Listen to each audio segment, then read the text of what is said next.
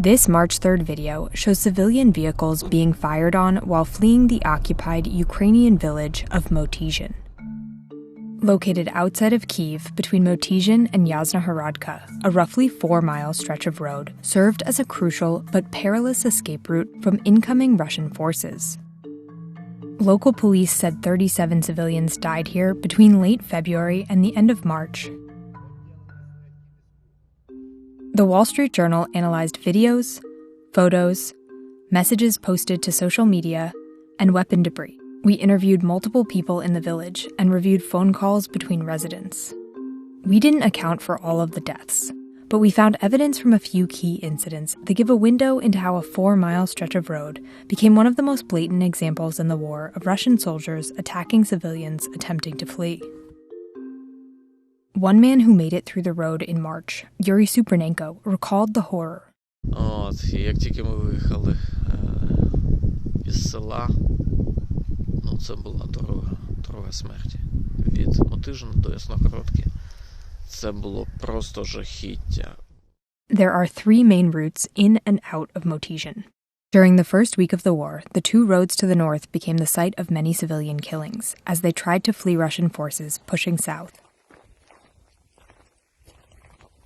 Many Motizhin residents turned to a road running southeast toward the village of Yasna-Horodka in hopes of getting to places free of Russian troops.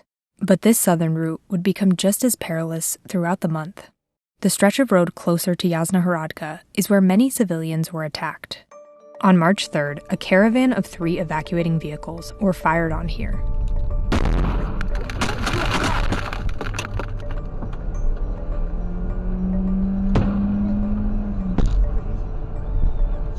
Weapons experts say that the 2 projectiles seen in these videos are likely mortar and appear from the left of the frame, indicating that they were likely shot from the northeast side of the road, just east of Motizhin, which a driver in one of these vehicles confirmed. In April, we found debris on the same stretch of road that experts say is from an 82mm or 120mm mortar, because of the shape of the tail fin and the markings seen here.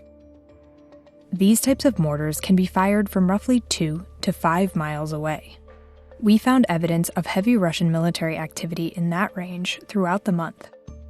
In a March 5th recording shared with the Wall Street Journal, Yuri Supernenko, who was still in Motizhin at the time, called in a Russian firing location in this area to a member of the volunteer Ukrainian military. Смотри, минут 10 назад за селом, как ехать на Киевское озеро, и дальше в поле метров 700. Видно, стоят установки, потому что вышли 2 ракеты. Just to the west of the firing location Supernenko reported, we can see Russian vehicles in a drone video from late March. In a forested area just north of the Russian vehicles, in early April, the Wall Street Journal saw more evidence of Russian troops. A mass grave, and military badges from the 37th Guards Motor Rifle Brigade. Residents also said Russian troops fired on cars from positions close to the road.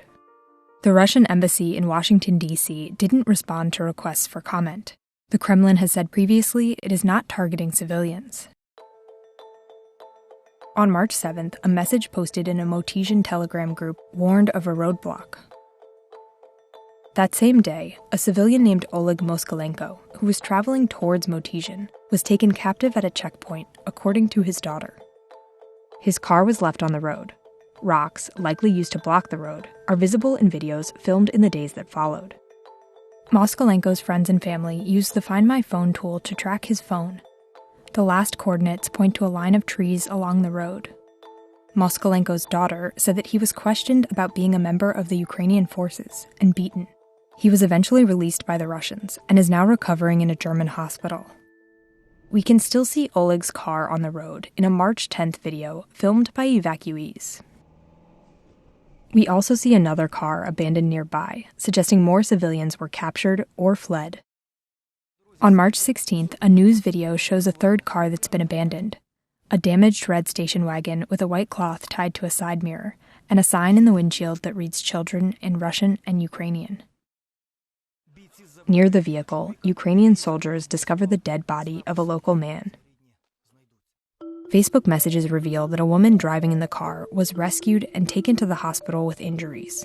We were unable to determine whether she ultimately survived. What Yuri Supernenko describes in the March 17th video after his escape speaks to the lasting toll of Russian brutality on the road. Трупи, вони вже синівші, розстріляні автомобілі, в яких угадувались силуети дітей. Мої діти все це бачили, у старшої була істерика. У вісні просипається, малий також постійно кричить, не хочу розповідати.